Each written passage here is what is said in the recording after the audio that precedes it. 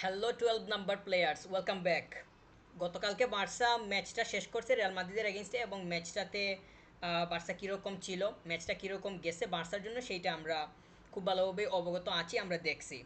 তো ম্যাচটা আসলে আমরা ম্যাচটা থেকে অনেক পজিটিভ জিনিস পাইতেছি বলে মনে করতেছি, কিংবা পজিটিভ যে জিনিসগুলো আছে, বিষয়গুলো আছে, আমি আহ, কয়েকটা লিখে রাখছি, যেগুলো আমি গতকালকে থেকে এখন পর্যন্ত আমার মনে হয়েছে।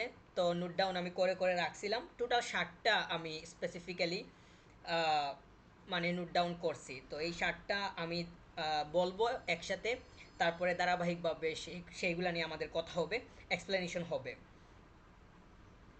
আহ, বার্সেলোনা রিয়ালের এগেনস্টে গতকালকে যেভাবে পারফর্ম করছে বা যেভাবে খেলছে, এটা নিয়ে খুব বেশি পরিমাণ অবাক হওয়ার কিছু নাই।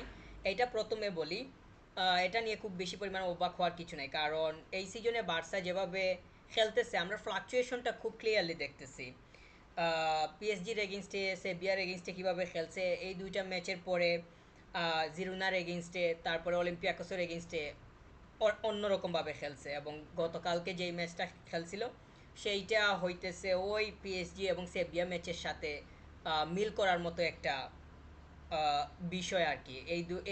এই ম্যাচটাকে ওই পেছনের ম্যাচগুলোর সাথে ম্যাচ করা, মানে এই মিল করা যাবে। তো এইরকমভাবে মানে বার্সার সময়টা যাইতেছে, মানে একটা মানে আপস অ্যান্ড ডাউনের মধ্য দিয়ে। তো গতকালকে যে ম্যাচটা বার্সা খেলছে, এইখানে আসলে পজিটিভিটি বলতে কিংবা পজিটিভ সাইডস যদি আমরা নিয়ে আসি, প্রথমেই মানে বলবো যে ফাইটিং মেন্টালিটি, এইটা আমরা গতকালকে বার্সার কাছ থেকে দেখছি। বার্সা প্লেয়ার টিম হয়ে খেলার ট্রাই করছে যথেষ্ট পরিমাণ, মানে স্ট্রং মেন্টালিটি আমরা প্লেয়ারগুলোর কাছ থেকে দেখছি। এইটা মানে বলতে হবে, রেজাল্ট আমাদের পক্ষে ছিল না, এটা আমরা জানি, এবং ম্যাচের আগেও অনেকটাই আমাদের প্রত্যাশিত কিংবা যে আমরা অনুমানের জায়গা, সেইটা বিবেচনা করেও কিংবা সেইটাকে যথাযথভাবে ব্যবহার করে আমরা যেই গেইজ মানে যেই মানে ধারণা করছিলাম যে তাদের স্পেসিফিক যে প্লেয়ারগুলো আছে, যেগুলোর কথা বা যেগুলো মাঠের মধ্যে খুবই শার্পলি বর্তমান সময়ে আছে, তারা যদি খুবই মানে তাদের জায়গা থেকে পারফর্ম করতে পারে, সেক্ষেত্রে মানে তাদের পক্ষে রেজাল্ট যাওয়ার সম্ভাবনা তৈরি হইতে পারে। তো তবে আমরা কিন্তু ওভারঅল বার্সার কাছ থেকে ফাইটিং মেন্টালিটি দেখছি, এইটাকে আমার পজিটিভলি মানে মনে হয়েছে। সেকেন্ডলি বলতে হবে, Real Madrid were on smooth, তারা যথেষ্ট পরিমাণ স্মুথ ছিল না। মানে রিয়াল মাদ্রিদ টিম হিসাবে যতটুকু পরিমাণ ফ্লেক্সিবিলিটি নিয়ে বার্সার এগেনস্টে খেলার কথা বা এই সাম্প্রতিক সময়টা বিবেচনায়, আমরা কিন্তু তাদেরকে ওইভাবে কিংবা মানে খুবই শার্পলি তারা স্মুথ ছিল সেইটা কিন্তু মানে বলার কোনো সুযোগ নাই। তারা যথেষ্ট পরিমাণ স্মুথলি খেলতে পারেনি। বার্সা তাদেরকে যথেষ্ট পরিমাণ চাপের মধ্যে রাখছে, প্রেশারের মধ্যে রাখছে। এই জন্যই বলতেছি বার্সার যে ফাইটিং মেন্টালিটিটা, এইটা বার্সাকে রিয়াল মাদ্রিদকে স্মুথ হইতে দেয় নাই। তো রিয়াল মাদ্রিদ স্মুথ ছিল না, এইটা বার্সার জন্য আরেকটা পজিটিভ সাইড। আর বার্সার ইনজুরি ক্রাইসিসটা আমরা জানি। এই এই ক্রাইসিসটা বার্সাকে কীভাবে গ্রাস করছে সেইটা সম্পর্কে আমরা খুব ভালোভাবেই কনসার্ন আছি।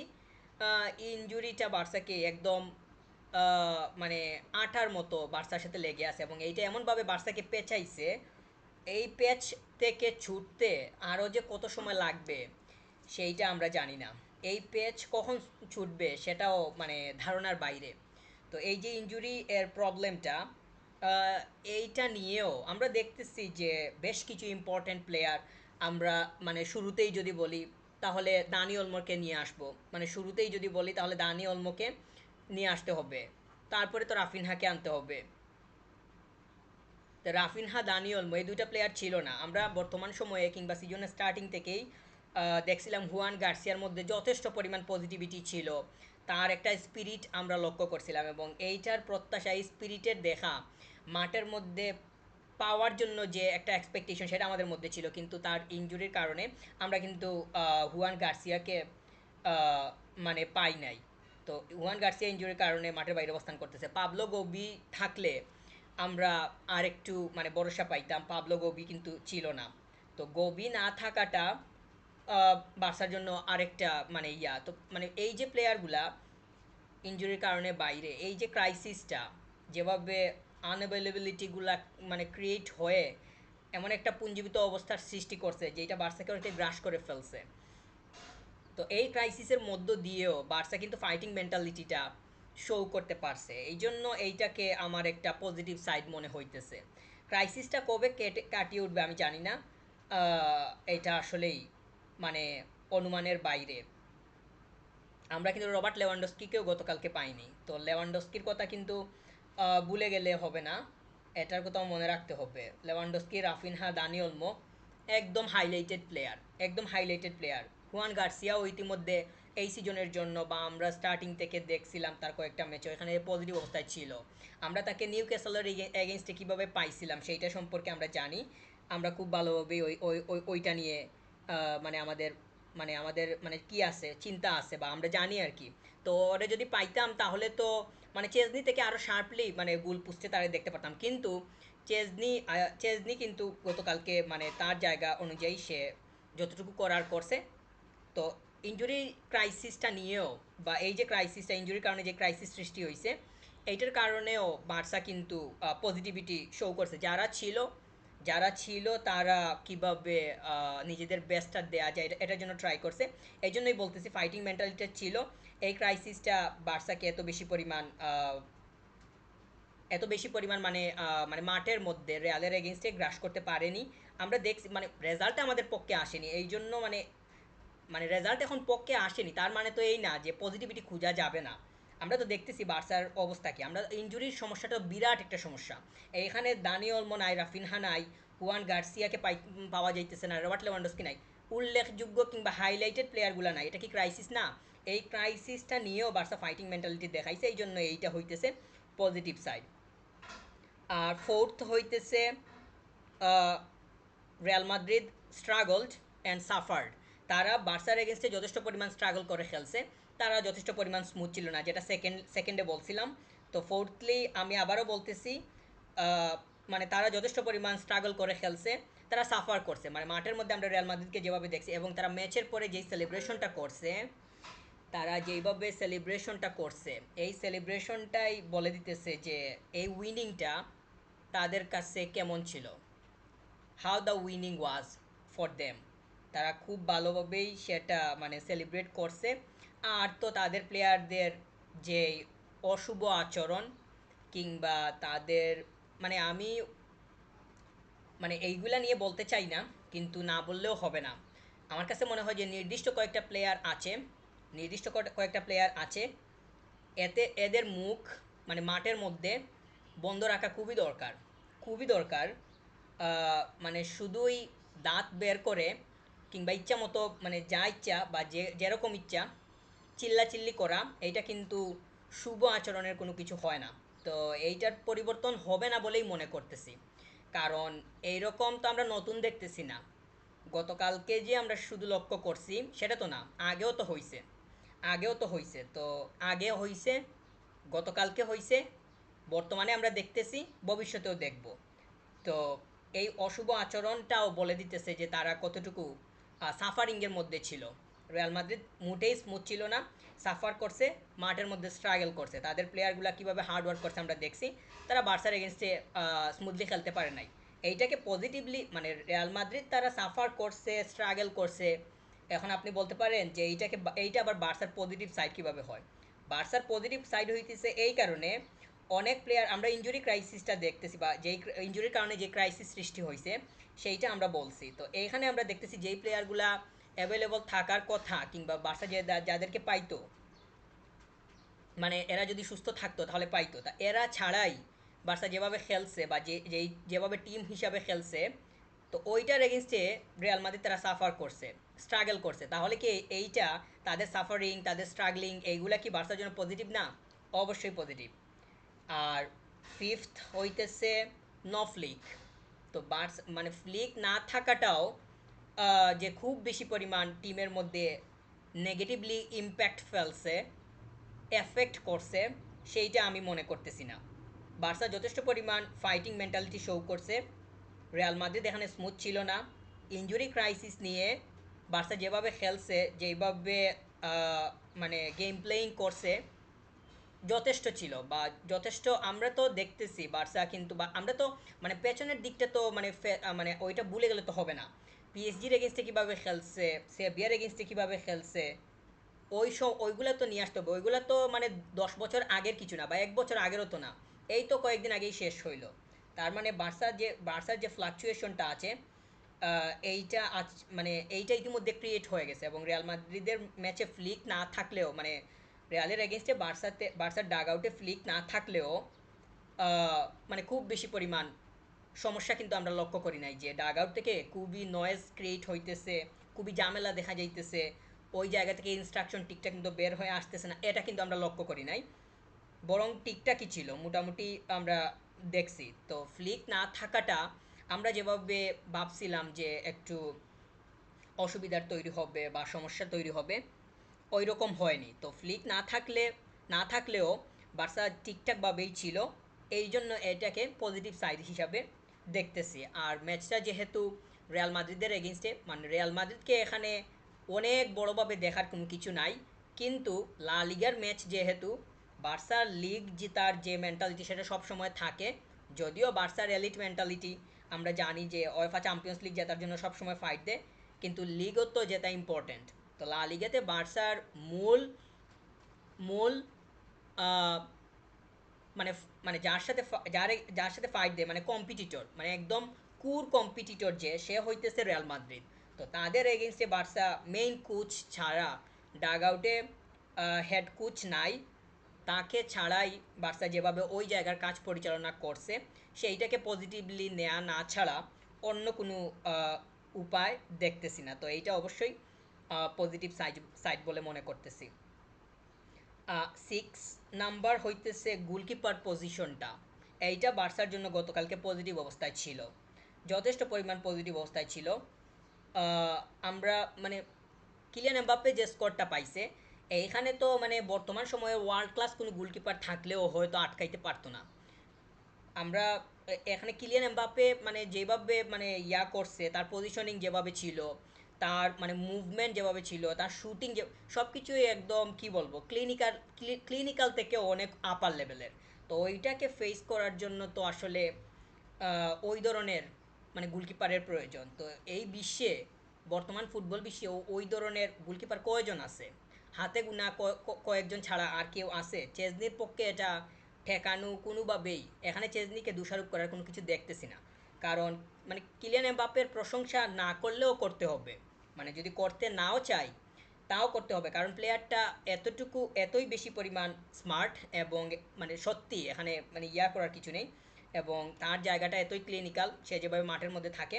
তো এই মানে যেভাবে পাসটা দিছে, বেলিংহামের পাস ছিল, থ্রু পাস, ওইখান থেকে বলটা রিসিভ করছে, কতটুকু পরিমাণ ক্রিয়েটিভ হইলে এই ধরনের পাস কোনো ধরনের অফসাইডে না পড়েই একদম ভালো মুভমেন্টের মধ্য দিয়ে ওইটা রিসিভ করা যায়, বলটাকে নিজের কন্ট্রোলে নেওয়া যায়, শুটিংটা এত স্মুথলি করা যায়, এত ভালোভাবে করা যায়। তো তার মানে ওই গোলটা শুধু বিবেচনা করলে দেখা যায় যে মানে খুবই ভালো ছিল, এবং ওইখানে চেজনির কোনো কিছু করার ছিল না। তবে আমরা দেখছি চেজনি কিন্তু আরও কয়েকটা সেভ দিছে, ভালো ভালো সেভ, এবং পেনাল্টি কিন্তু আটকিয়ে দিছে কিলিয়ান এমবাপ্পে 50-50 অবস্থায় ছিল। আমরা যদি ওভারঅলটা নিয়ে আসি, মানে যে গোলটা করছে সেটা যথেষ্ট পরিমাণ ক্লিনিক্যাল ছিল, কিন্তু পেনাল্টি যে মিস করছে, এখানে সম্পূর্ণ ক্রেডিট হইতেছে গোলকিপারের। তো গোলকিপার আমরা চেজনিকে দেখতেছি, সে আহ, মানে এক প্রকার কি বলবো, তার মানে সময় শেষের দিকে তার উপরে যে 100% ভরসা রাখার মতো কোনো কিছু আছে, আমরা তো ওইভাবে মানে মনে করতে পারি না। আমরা গার্সিয়াকে দরকার ছিল, গার্সিয়া মাঠের মধ্যে থাকলে আমরা হয়তো হয়তো দেখতাম যে কিলিয়ান এমবাপ্পের যে গোলটা পাইছে, ওইটা হয়তো সে ফেস করতে পারতো কোনো না কোনোভাবে, মানে কোনো একটা কিছু তৈরি করতে পারতো, বা কোনোভাবেই যদি একটু ফিঙ্গার লাগাইতে পারতো, একটু করতে পারতো, তাহলে বলটা বের হয়ে যাওয়ার একটা সম্ভাবনা তৈরি হইলে হতে পারতো। কিন্তু চেজনিকে তো আমরা স্লো অবস্থায় দেখলাম, বা চেজনি তো ওই জায়গাতে খুবই নিজের স্পিরিটের মানে প্রমাণ দিতে পারে নাই। তো গোলকিপার এবং ওই যে পেনাল্টিটা সেভ করছে, ওটা যদি সেভ করতে না পারতো তাহলে তো 3-1 হয়ে যাইতো, তাহলে 3টা স্কোর হয়ে যাইতো। তারা 2টা স্কোর করছে, তাও বেলিংহামের যে স্কোরটা ছিল এইটা কোনোভাবেই মানে স্কোর হিসাবে কি বলবো, ওইটা তার মতো করে সে গোল দিতেছে, ওখানে বার্সার কোনো প্লেয়ারই ছিল না। ওইটা মানে মূলত রিয়াল মাদ্রিদে একটা গোল পাইছে, ও কিলিয়ান এমবাপ্পের একদম ক্লিনিক্যাল গোল ছিল, কিন্তু সেকেন্ড গোলটা বেলিংহামের, এটা কোনো গোলই না। এটা এমনি বল বল বল আসছে, বলটাকে শুধু মানে ফু দিছে, গোল হয়ে গেছে। এইটা মানে এখানে মার্কিংটা ঠিকঠাক মতো যদি হইতো বা প্লেয়ার একটা থাকতো বার্সার, তাহলে বেলিংহামে এখানে গোল করতে পারতো না বা এইরকম সে সুযোগ পাইতো না। এটা লাকিলি হয়ে গেছে। তো গোলকিপার পজিশনটা আমার কাছে মনে হয় যে গতকালকের হিসাব অনুযায়ী পজিটিভ ছিল, এবং গতকালকের ম্যাচ থেকে এইটা একটা পজিটিভ সাইড বলে মনে করতেছি। আর সেভেন সেভেন নাম্বার হচ্ছে exact place, not exact players. এইটা দ্বারা আমি বুঝাইতেছি, গতকালকে আমরা একটা জিনিস দেখছি যে এরিক গার্সিয়া খেলতেছে। তো এরিক গার্সিয়া এরিক গার্সিয়া কিন্তু প্রপার কোনো সেন্টার সেন্টার ব্যাক না বা সিবি না।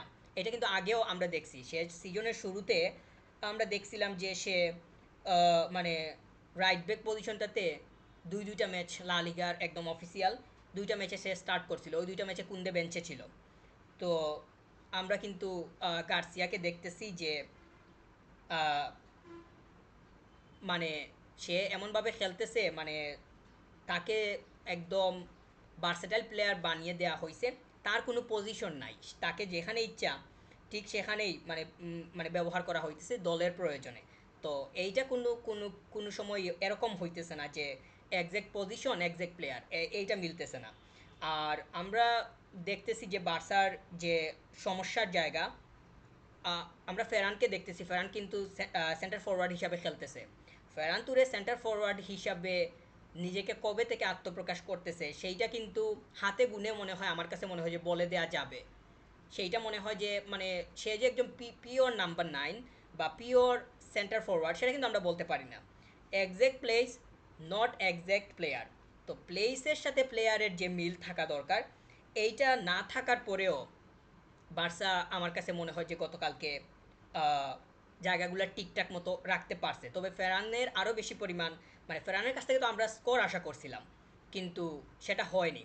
ওই জায়গাতে আমরা ফেরমিনকে দেখছি যে স্কোর পাইছে, এবং বার্সার ওই স্কোরটা ছিল একদম টিম গোল। তো এরিক গার্সিয়া যতটুকু পারছে ততটুকু পরিমাণ সামাল দিছে। আমরা ফেরানকে যেভাবে পাইছি, সে কিন্তু ইঞ্জুরি থেকেও ফিরে আসছিল। তো তার উপরে এত বেশি, তার থেকে এত বেশি পরিমাণ প্রত্যাশার কোনো কিছু নেই। তবে যতটুকু প্রত্যাশা ছিল সে আমার কাছে মনে হয় যে ততটুকু করতে পারে নাই। তবুও পজিটিভ দিক হিসাবে দেখতেছি। আমার কাছে এইটাকে মনে হচ্ছে যে ওই ম্যাচ বিবেচনায়, মানে রেয়ালের ম্যাচ বিবেচনায়, যেহেতু রেয়াল হইতেছে টপ কম্পিটিটর লা লিগাতে, বার্সার টপ কম্পিটিটর যে, তাকেই তো ওই ম্যাচে কি মানে যেই হইতেছে টপ কম্পিটিটর, ওই টপ কম্পিটিটরের এগেইনস্টে আমার টিম কি করলো না করলো, সেটাই তো আমার আমার জন্য অনেক মুখ্য একটা বিষয়। কারণ টপ কম্পিটিটরকে পাড়ি দিয়েই তো আমার টাইটলে যাইতে হবে। এখানে অন্য যারা আছে তাদেরকে মানে পরবর্তীতে দেখা যাবে। আর বার্সার এই সিজনে যা অবস্থা, ফ্লাকচুয়েশনটা খুবই ক্লিয়ার। এইভাবে চলমান থাকলে এলচের এগেনস্টে নেক্সট ম্যাচ ওইখানেও হারতে পারে, আমরা জানি না। তবে এটা যাতে না হয় সেটাই হইতেছে প্রত্যাশা। আর যেহেতু টপ কম্পিটিটর, সেক্ষেত্রে আমার কাছে মনে হয় যে এই 7টা পয়েন্ট বার্সার জন্য পজিটিভ সাইড ছিল। আহ, আমি আমি আমি মনে করতেছি যে এই জায়গাগুলা বার্সা মানে এই জায়গাগুলোতে বার্সা খুবই ভালো ছিল, খুবই সলিড ওয়েতে ছিল। আহ, শুধু মানে রেজাল্টটা বার্সার পক্ষে নাই। রেজাল্ট পাওয়ার জন্য যেইভাবে আরও স্ট্রংলি খেলা দরকার, রিয়ালের এগেনস্টে দরকার ছিল, সেইভাবে বার্সা করতে পারে নাই। আর ইনজুরি মানে থার্ড যে কথাটা বললাম পজিটিভ সাইড, ক্রাইসিসটা, ইনজুরির কারণে যে ক্রাইসিস তৈরি হয়েছে, এইটা যদি না থাকতো, এই ক্রাইসিসটা যদি না থাকতো মানে রিয়াল ম্যাচের আগে বা রিয়াল ম্যাচে, তাহলে আমার কাছে মনে হয় যে বার্সা আরও বেশি পরিমাণে অ্যাডভান্টেজ পাইতো। এবং যে প্লেয়ারগুলো মিসিং আছে এদেরকে ব্যবহার করে আরও ভালো কিছু করার সম্ভাবনা মানে তৈরি করতে পারতো। তো নাই ছিল, নাই থাকার পরেও আমার কাছে মনে হয় যে খুব বেশি পরিমাণ অসুবিধার সম্মুখীন হয় নাই। যারা ছিল তারা ফাইটিং মেন্টালিটিটা শো করছে। এখন আমরা যেই পজিটিভ সাইডগুলো পাইছি এইগুলাকে ভালোভাবে হোল্ড করা দরকার। তবে হোল্ড করা দরকার বলতে এরকম না যে ফ্লিক নাই, হ্যান্সি ফ্লিক ছিল না, এইটাকে হোল্ড করতে হবে। ফ্লিক তো আবার পরের ম্যাচে ফিরে আসবে। আমরা আশা করতেছি ডাগ আউটের যে সিচুয়েশন, ডাগ আউটের যে পারফরমেন্স সেইটা আরও ইনক্রিজ হবে। ফ্লিক ফিরে আসলে, ফ্লিক তো সামনের ম্যাচে আসবে, এখানে তো আর কোনো ইয়া নাই। তো তখন আমরা আরও ভালো পরিবেশ দেখব। ওই জায়গার পরিবেশ যদি খুবই সলিড থাকে, ক্লিনিক্যাল থাকে, ইনস্ট্রাকশনগুলো খুবই পরিষ্কার হবে, তখন প্লেয়াররা সেটা বুঝতে পারবে, আরও ভালোভাবে এক্সিকিউট করা তাদের জন্য সহজ হবে। ডাগ আউট এবং মাঠ দুইটার মধ্যে যদি আন্ডারস্ট্যান্ডিং না থাকে তাহলে সমস্যা শুধুই বাড়বে। আশা করতেছি যে সামনের ম্যাচ থেকে সেটা আরও ভালোভাবে রান করবে। তো এই পজিটিভ সাইডগুলো আমার কাছে মনে হয়েছে যে বার্সার জন্য সামনের দিকে আরও কার্যকরী ভূমিকা রাখতে পারে। তবে সেটা দেখতে হবে, এখনও সময় অনেক বাকি। শুধুই গত ম্যাচটা যে সব কিছু ছিল তা না, তবে গত ম্যাচটা অনেক কিছুই আমাদেরকে দেখিয়ে দিতেছে, অনেক কিছুই সেখানে তুলে ধরতেছে। যারা হইতেছে মেইন কম্পিটিটর, যাদের যাদেরকে পাশে রেখেই লা লিগার চিন্তাভাবনা করা লাগে, তারা যখন বার্সার কাছ থেকে তিনটা পয়েন্ট নিয়ে নেয়, তার মানে বার্সা তখন আর পাশে থাকে না, একটু পেছনে পড়ে যায়। তো তাদের পাশে আসতে কিংবা আরেকটু মানে লেভেলে আসতে, লেভেল বলতেছি বর্তমান সময়ের প্রেক্ষাপটে এবং লা লিগার টাইটল রেসটা বিবেচনা করে, তো এইটা একদম লেভেলে আসতে বার্সা আরও কষ্ট করতে হবে। সামনে আরও ম্যাচ আছে, রিয়ালের এগেনস্টে আরেকটা ম্যাচ বার্সা খেলবে যেটা হোম ম্যাচ। ওই জায়গা থেকে বার্সা পয়েন্ট যদি বের করে নিতে পারে, সেটা তো একটা মানে ওইটা আরও সময়ের বাকি আছে, তখন দেখা যাবে। তবে সামনে আরও ম্যাচগুলো আছে, ওইগুলো থেকে প্রপারলি পয়েন্ট বের করে নেওয়া দরকার হবে। আশা করতেছি যে যেই পজিটিভ সাইডগুলা বের হয়ে আসছে এইগুলার এইগুলার মানে এগুলা অব্যাহত থাকবে এবং ওইগুলাকে ব্যবহার করে বার্সা লিগে ভালো করবে। তো এই ছিল, যারা সাথে ছিলেন দেখছেন, থ্যাংক ইউ ভেরি মাচ। অবশ্যই সাবস্ক্রাইব করবেন।